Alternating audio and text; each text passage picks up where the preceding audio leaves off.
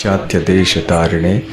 जय श्री कृष्ण चैतन्य प्रभु नित्यानंद, श्री अद्वैत गदाधर श्रीवासादि गौर भक्त वृंद। हरे कृष्ण कृष्ण कृष्ण हरे हरे, हरे Ram Ram Ram Hare Hare. Ram Ram Ram Ram Ram Sitaram, Ram Ram Ram Ram Ram Sitaram.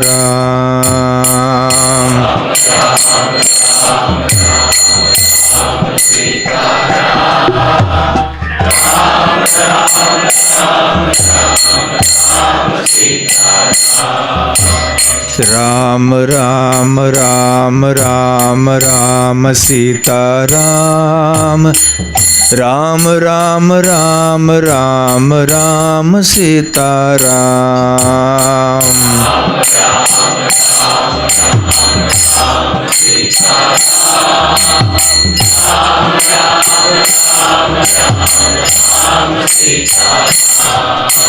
Ram Ram Ram Ram Ram Sitaram, Ram Ram Ram Ram Ram Sitaram.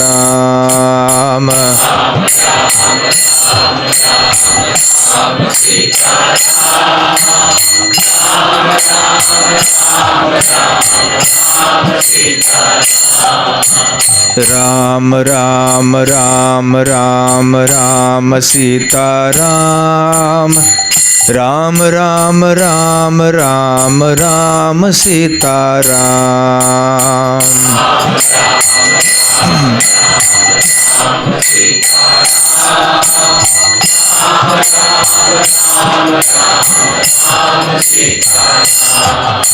Ram Ram Ram Ram Ram Sitaram, Ram Ram Ram Ram Ram Sitaram.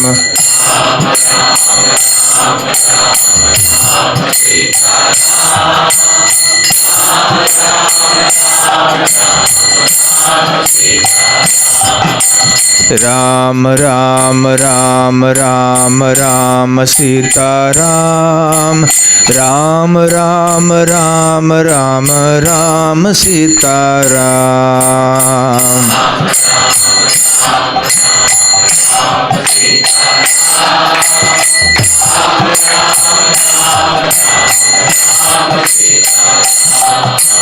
Ram Ram Ram Ram Ram Sitaram, Ram Ram Ram Ram Ram Sitaram.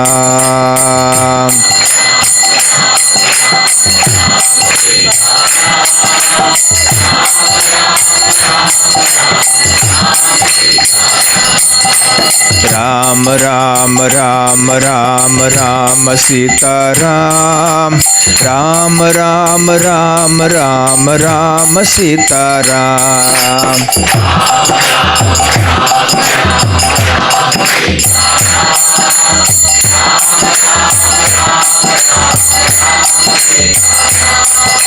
Ram Ram Ram Ram Ram Sitaram, Ram Ram Ram Ram Ram Sitaram.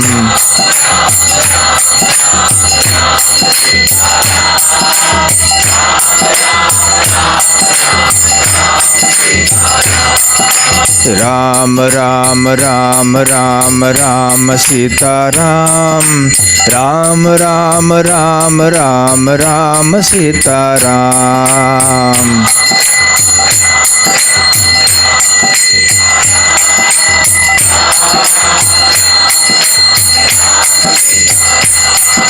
Ram Ram Ram Ram Ram Sitaram, Ram Ram Ram Ram Ram Sitaram.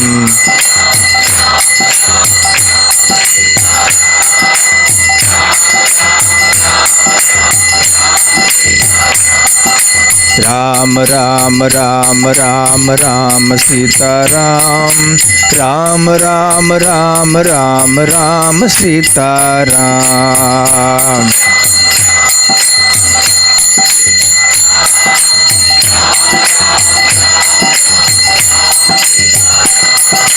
Ram Ram Ram Ram Ram Sita Ram. Ram Ram Ram Ram Ram Sita Ram.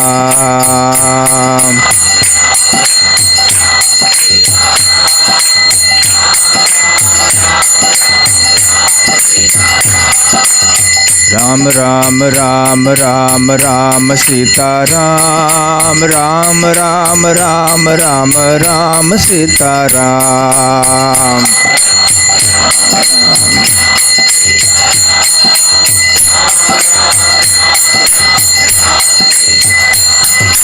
Ram Ram Ram Ram Ram Sita Ram. Ram Ram Ram Ram Ram Sita Ram.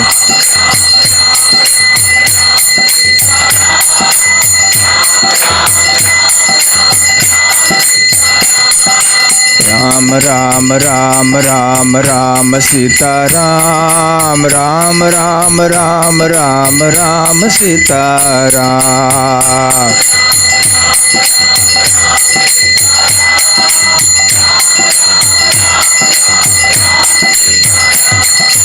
Hare Krishna Krishna Krishna Hare Hare, Hare Ram Ram Ram Hare Hare.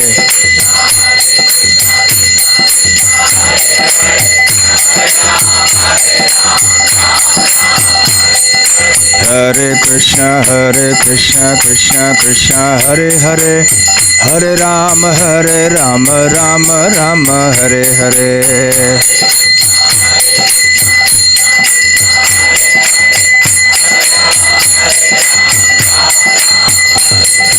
Hare Krishna Krishna Krishna Hare Hare, Hare Ram Ram Ram Hare Hare.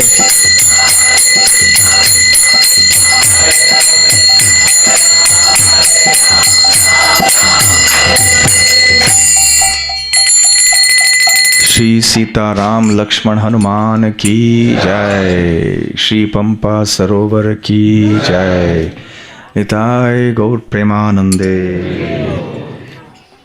Hare Krishna.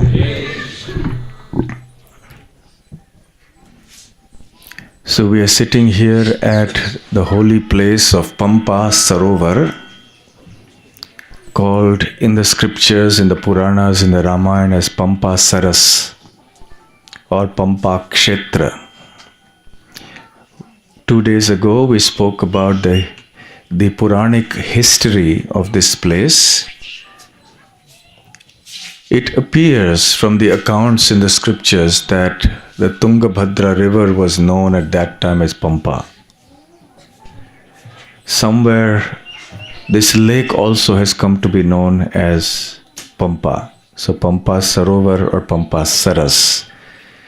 In the Valmiki Ramayana, for example, it is mentioned as a river. Please go to the river called Pampa.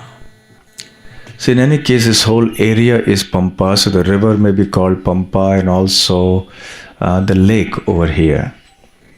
I came here many years ago, and things have changed a lot. The lake when I came here was in shambles. Now there seems to be a very nice wall around it, nice steps, and everything seems to be much cleaner and neater than before, which is a good sign. I'm happy to see that. And I was just casting an eye to see where we could possibly clean. It doesn't look like we have much opportunity. That is also a very, very good sign. So this is the place where Matanga Rishi had an ashram in this area, and then Shabari, his disciple and the ardent devotee of Lord Ram, had her cave over here. So when you went up on the left side, as I point here, you saw that small cave. They also say Lord Ram's footprints are there. and she lived here.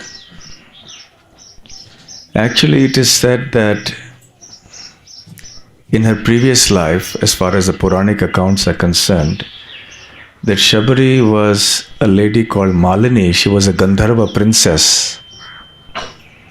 I think her father's name was Gandharva Kavacha, something like that. And she was married to another Gandharva whose name was Vitihotra.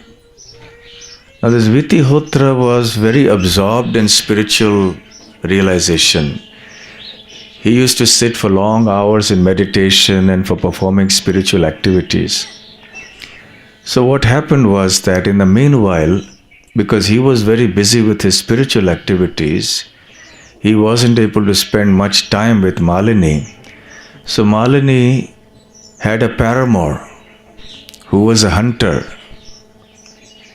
and she started spending more time with him.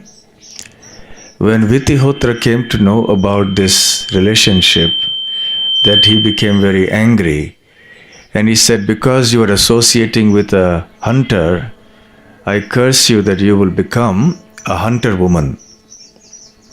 So she was born then as in the Shabara tribe, and her name became Shabari. Now somehow or the other, when she beseeched for forgiveness from her husband, he said, okay, you will be delivered when Ram comes to your area and you will serve Lord Ram, and then you will perfect your life, and then you will come back here. So then she was in this area. She was searching for a guru. She was searching for the spiritual truth. And she came and she heard of Matanga Rishi, so she came here. He had many disciples here, and they were all working very hard to serve their guru. They performed a lot of austerities here in this area. So she was also accepted as one of the disciples of Matanga Rishi, and she began to assist the other disciples. She led a very austere life over here. And as time passed, all the disciples became very old. Matanga Rishi had left this world. Matanga Rishi had become extremely old, and she had come and asked him. He had been very kind towards her, and when the time came for him to leave this world, so she requested that she can go with him to the spiritual world. And he had said, no, the time has not come for that. The time will come when Lord Ram will personally come here, and then you will get delivered. So wait patiently till Ram comes. When you serve him, then you will attain the perfection of your life. In the meanwhile, after the departure of Matanga Rishi, even his disciples were getting old, and they also started leaving this world one by one. And they also were attaining spiritual perfection. So she was one of the very few remaining. Eventually, all of them left, and she was probably amongst the only ones remaining behind here. And the only reason she remained was because she wanted to meet Lord Ram. So she was expecting him, and she was living here performing her austerities, which must have been very difficult because of her old age. Nevertheless, she continued doing it. And in those days, of course, there was no form of communication like we have today. So every day, she would go and collect berries, it is said, and wait for Ram, because she didn't know which day Ram would come. So every day she would go to the forest and collect these berries and bring them back and wait. And in that day Ram didn't come, then the next day she would collect fresh berries. In this way, day after day, she was always in eager anticipation, expectation of Lord Ram's arrival here. Actually, one of the siddhantas, one of the conclusions of devotional life is that this principle of eager anticipation to serve the Lord and His devotees is very, very important. that eagerness to serve is actually the driving force behind our spiritual advancement. If we are not eager, if we are not enthusiastic, then our progress will be slow. One who is extremely eager to make advancement, to serve, we can see it practically also. They will make very rapid advancement in their Krishna consciousness. It is also called samutkantha. Utkantha means eagerness. Samutkantha means complete eagerness. In fact, in some places in the scriptures, it has been referred to as transcendental greed. Laulyam. Krishna Bhakti Rasamrita Swami kriyatam yadi kutopi labhyate. So Rupa Goswami has said that if you want to get this Krishna Bhakti Rasa, you should purchase it from wherever it is available. Janma koti sukriter na labhyate. You can't get it by simply performing pious activities for millions of lives. Tatra laulyam api mulyam ekalam. The only price you can pay for getting that bhakti rasa, the nectar of bhakti, is laulyam, the greed. Greed means the eagerness to serve. So Shabari had that mood. Every day she was just waiting. When will Lord Ram come? Her whole consciousness was always filled with Ram. So she was Ramamaya. Her consciousness was Ramamaya, full of Ram. When will Ram come? When will Ram come? Now, this is such a famous pastime connected to Lord Ram.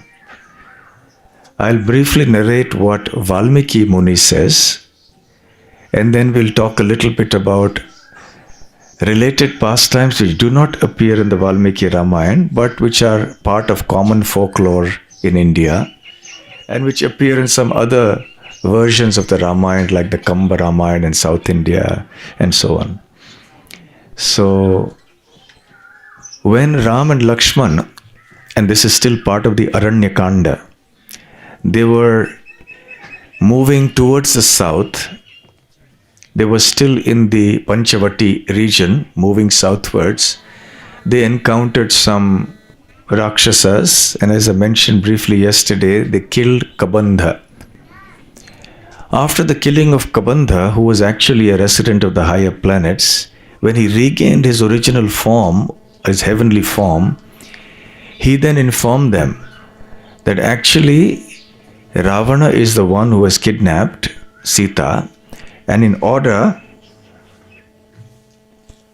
Shall we shift your seat? The sun is directly... It's okay. Surya Narayan's mercy is coming. If we shift again, it will take too much time. It's fine. Not a problem. Huh? Somebody will have to sit in the sun anyway. So, all of us, we are against the sunlight. Only you are actually... We can make you sit there, man. It's okay. I think we'll just... Too much time will go in that. It's fine. It's fine. It's okay.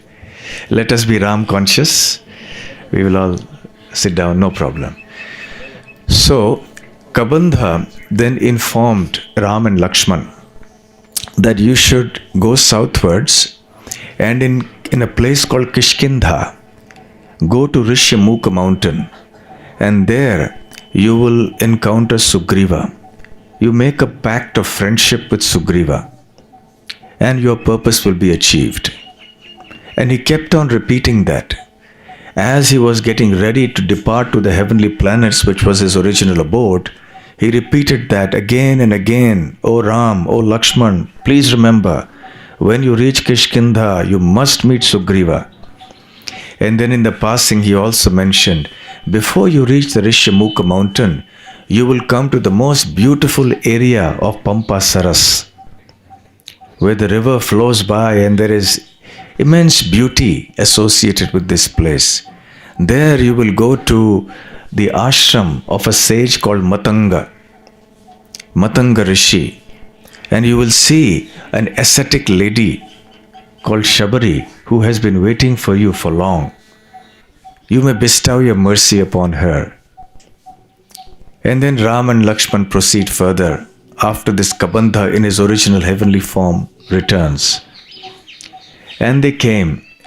They arrived here. As soon as they arrived in Pampa, the beauty of the place was so enchanting that Ram and Lakshman were struck with wonder. Valmiki Muni goes at length to describe, no, it's fine, it's okay. So Ram and Lakshman, Ram was describing to Lakshman the beauty of the place, and Valmiki Muni at length describes the beauty. He mentions the names of the flowers, the punnaga, and the mallika, and the various types of flowers here, the natural beauty, the scenery. So he's a great poet. So he had very nice poetic descriptions of the different types of birds and the cooing of the birds, the trees, the flowers, etc., etc. And then the beautiful Pampa river. There is no specific mention of the lake by Valmiki, but nowadays we understand this to be also Pampa Sarovar. And then Ram and Lakshman arrived there. And Shabari saw them and she rushed to welcome them. And Ram saw her. He was also expecting to meet Shabari. So he said, "Oh Tapodhane." Tapodhane means one whose dhana or wealth is tapasya. "Oh Tapodhane, how is your austerity progressing? How is your progress on the path of self-realization going on? What austerities are you doing? Are you remaining austere in your food, in your living habits?" And in this way he questioned her about her self-realization. And then Shabari responded in a most humble way, and she expressed her delight that Ram had finally arrived here. And then she took Ram and Lakshman on a guided tour of Matanga Rishi's ashram.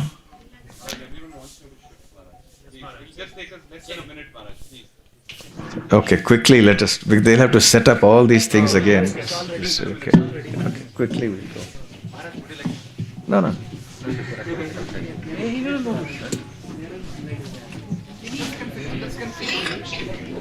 Everyone just remain seated wherever you are. Otherwise, switch off.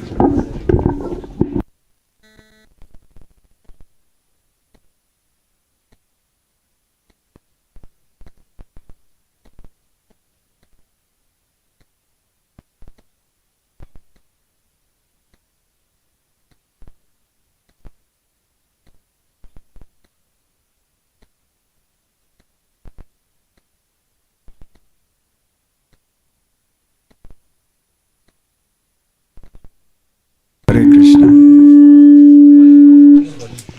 Hare Krishna.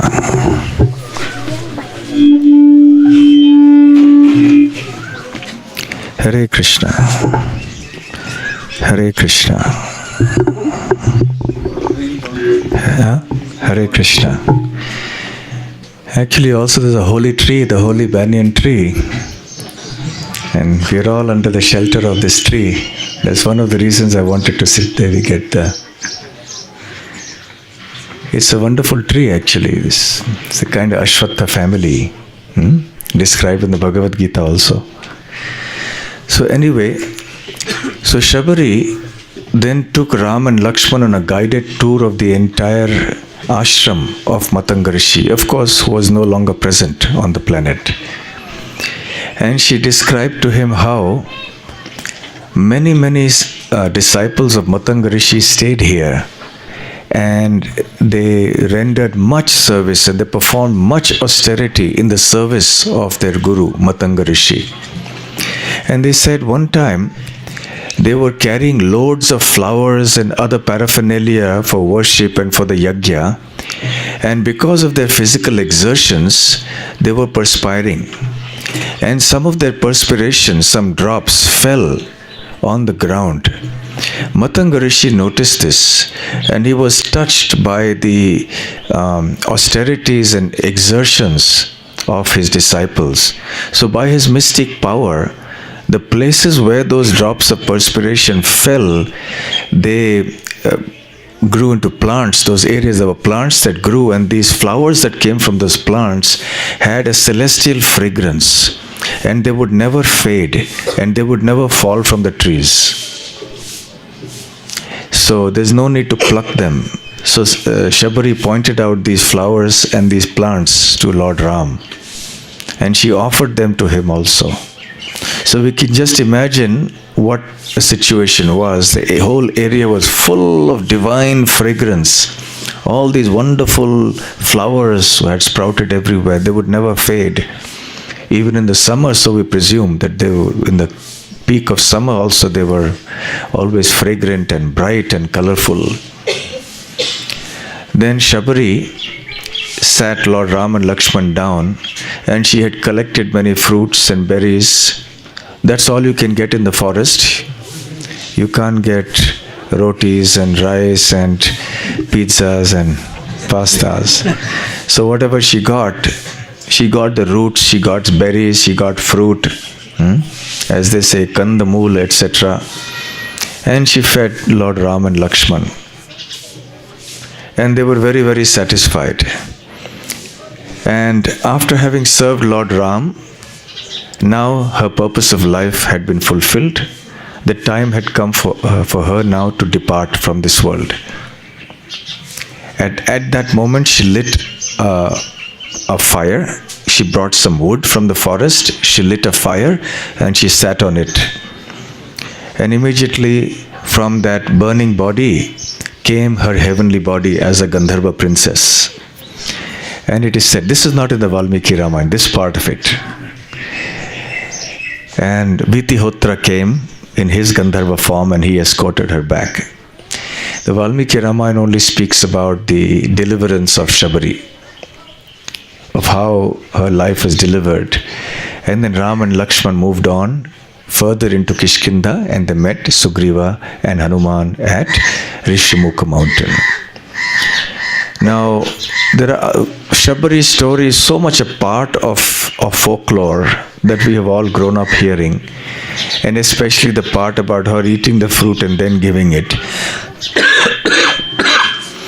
It's important to mention that this pastime doesn't appear in the Valmiki Ramayana, but it does appear in some other versions like the Kamba Ramayana. I'm not sure if it appears in the Ramcharitmanas of Tulsidas, but Kamba Ramayana definitely it appears, and we have all been hearing it from childhood. So even though it's not there in the Valmiki Ramayana, there is no harm in mentioning briefly this pastime, because it has some nice devotional conclusions and it is a sweet pastime. Now Shabari was very keen that Lord Ram should get the best fruit, because sometimes when you pluck berries and fruits from the forest, you don't know which berry is going to be sour and which will be sweet. So then her only intention was to provide Ram with the best of fruit, the sweetest of fruit.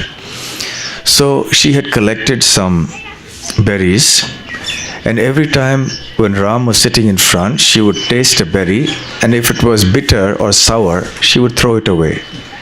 And if it happened to be sweet, she would give that to Ram.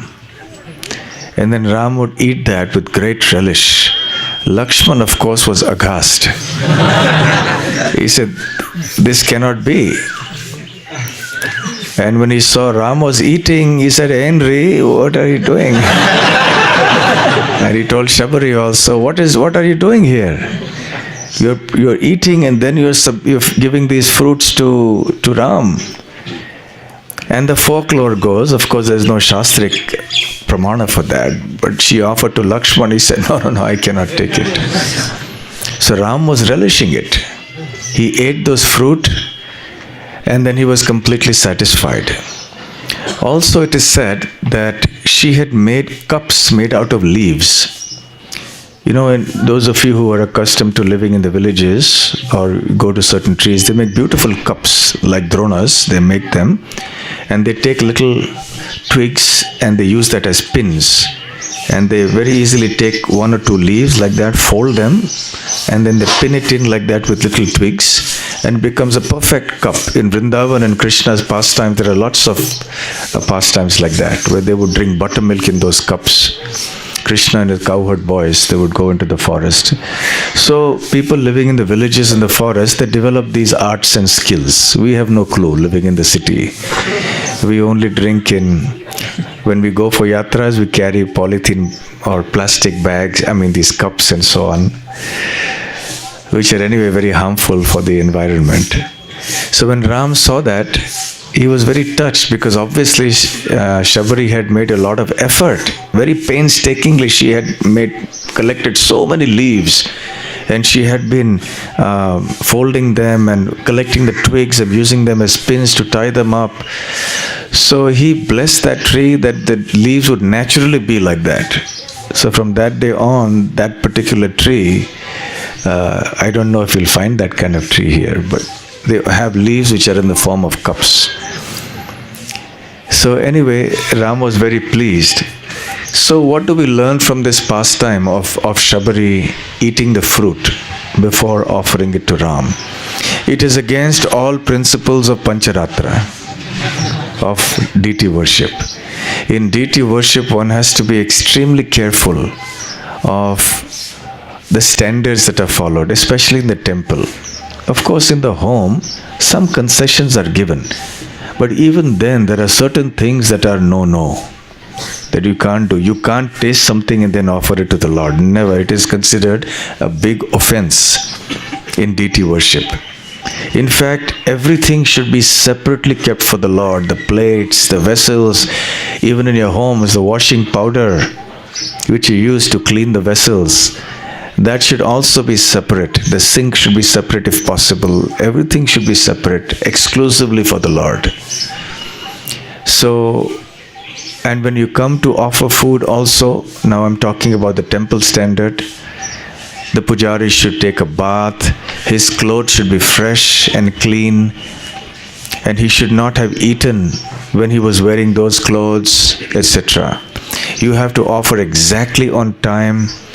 There are proper sets of rules about what you can offer. There are standards, how many items you should cook, what the contents, the ingredients should be, etc., etc. Lots of rules and regulations. However, despite the rules and regulations of Pancharatrika worship, the principal feature of deity worship is devotion. So in deity worship, there is number 1, devotion.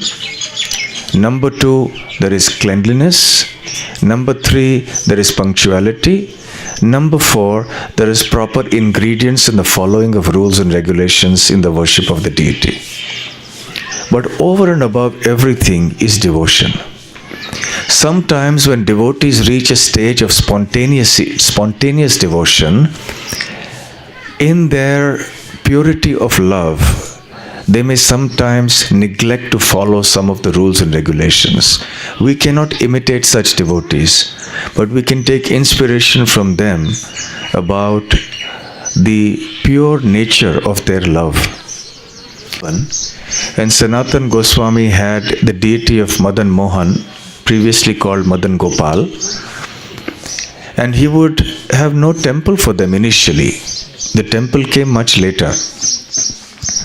And he had a little cloth bag, just like our bead bags, maybe a little bigger. And the deity would be in the cloth bag, and he would hang the bag around his neck. And then he would go wherever he had to go. And when he came to rest under a tree at night or in the day, he would place the deity on some branch of the tree, and that's how he would live. And whatever he obtained as madhukari, by begging alms from the Brajavasis, he would offer it to him. And I'm sure you've all heard that famous pastime in which Madan Mohan appears to him and says, "At least give me some salt in the chapati." And then Sanatan Goswami says, "Today you're asking for salt, tomorrow you'll ask for sugar. I don't know where it's going to end. I'm a renunciant. I'm a simple Babaji here living by Madhukari. How am I going to get all these things that you're demanding? You be satisfied with what I give you." Now we cannot tell that to the deities in our temples. actually speaking, if you're going to live like Sanatan Goswami and importantly eat like Sanatan Goswami, then you can offer whatever you eat to to the Lord. But we are going to eat nice, delicious foodstuffs, and then we offer to the Lord just some simple things. No, that can't be. Whatever we eat should have first been offered to the Supreme Lord with devotion. Then we will accept that as prasadam. So, in spontaneous devotion, these things may be accepted sometime. There are some incidents like this. For example, in the Alvars, there was an Alvar called Andal. She was the only lady amongst the 12 Alvars, the famous devotees in the Sri Sampradaya. Her father also was an Alvar. And he used to make flower garlands for Lord Ranganath. And in the course of making them, she would also assist. And one day he came back home to find Andal wearing the garland that was supposed to be offered to the Lord. She wore it around her neck and was admiring herself in the mirror. She was only a young girl at that time. And when her father was Periyalvar, right? Yeah. So when he came and he was aghast, horrified, he said, "What are you doing, you girl? This is supposed to be offered to the Lord. Only after He has worn it can we accept it as Nirmalya, as Mahaprasadam." So he understood that this girl had been doing it every day and that he had committed such a huge offense that every day the garlands that were being sent from his home, from his garden to the Lord, had actually been already worn by Andal before being worn by the deity. So he didn't know what to do, but at least this particular garland he didn't send because he had known about it. Later, of course, Ranganath became very angry, upset. He wanted the garlands worn by Andal. And then it became a custom, and everyone was struck with wonder. And they realized that Andal was an exceptional devotee. So there are times when the Lord likes the prasad of His devotees. But we cannot imitate, I repeat. We have to be content with taking the Lord's prasadam. So Shabari is one of those cases where the devotion was so spontaneous that the Lord happily accepted the simple roots and fruits and berries that she offered. The Lord is not impressed by our opulence. He is not impressed by our material skills and material qualities.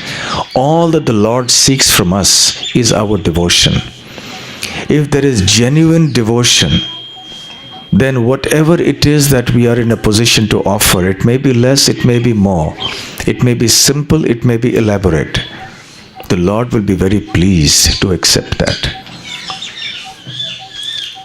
As you know, when Lord Krishna was going to Hastinapur to broker a peace deal between the Pandavas and Kauravas, Duryodhana had organized a grand reception facility for him with a huge tent and all sorts of delicious eatables. But Krishna did not go there, because in that offering there was only duplicity and cunningness. There was no devotion. Instead, he went to the house of Vidura, where the house was simple, the offerings would be simple, but there was genuine devotion. And we have all heard this pastime of how he went there, and eventually Vidura's wife, being so flustered to see the unexpected arrival of Lord Krishna, she peeled the bananas and offered the skin to Krishna and threw away the bananas, and the Lord was happily eating the bananas peels, the skin, till Vidura came in and was horrified to see what was going on. So these few stories, though not to be imitated, are very joyous. They make us joyous because they illustrate the principle of devotion as the highest amongst all the rules and regulations.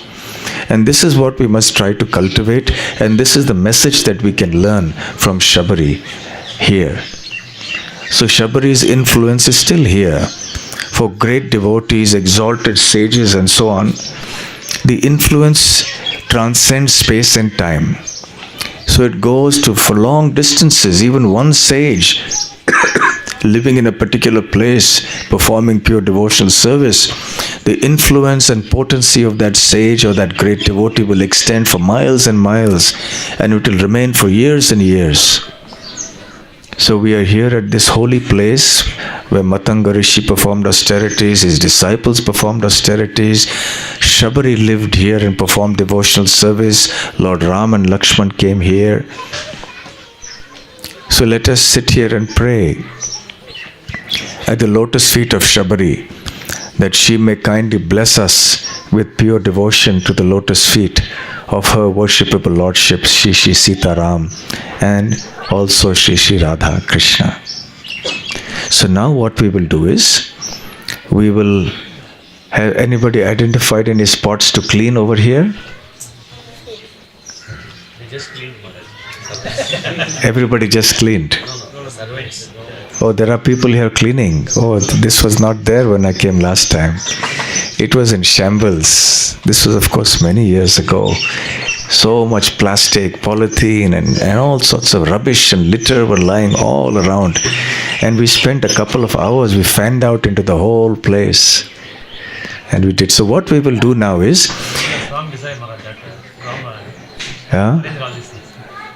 Yeah, we are very happy to see that. So what we will do is, if possible, we will make a parikrama of the Pampa Sarovar, and we will do Sankirtan as we move.